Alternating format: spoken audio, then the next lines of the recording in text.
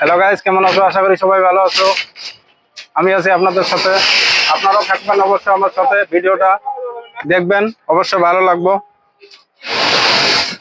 আমি যে রড পারছি, বহুত মিস্ত্রি জানে না রডটা পারার সঠিক নিয়ম কি।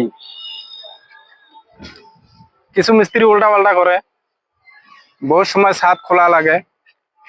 আমি বলতেছি, রুমটা দেখবেন, রুমটা কোন দিকে ছোট কোন দিকে বড়।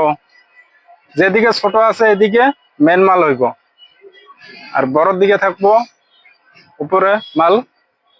ঠিক সেভাবে রডটা ব্যবহার করবেন, সঠিক থাকবো, ছাদ খোলা লাগতো না।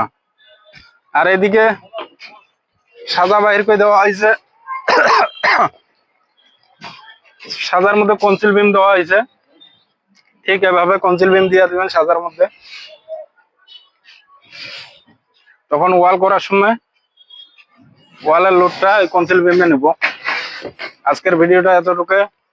অবশ্যই ভালো লাগে যদি শেয়ার দিয়ে রাখবেন, ফলো করবেন পেজটা।